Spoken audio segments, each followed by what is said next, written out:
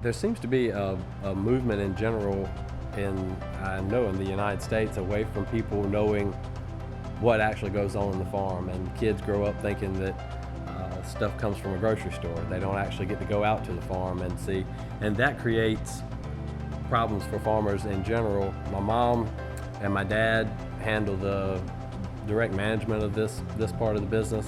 The thing that she did that you could put your finger on is I've got a nice cooler sitting over there that we keep stocked with fresh produce.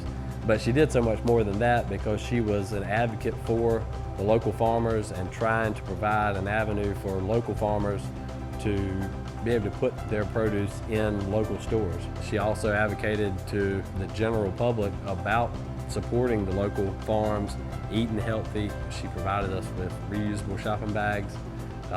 There was just anything I needed, she was more than willing to go the extra mile to try to figure out how to help me out.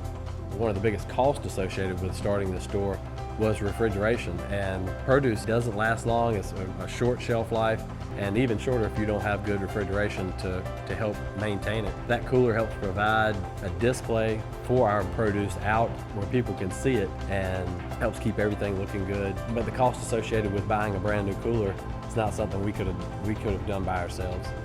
You can raise produce, I can plant this whole farm in produce and have tons and tons of produce, but if I don't have a place to sell it, it's going to rot in 3 days and I've lost everything. So having access to your market has to come before you're willing to go out and plant a bunch of extra produce.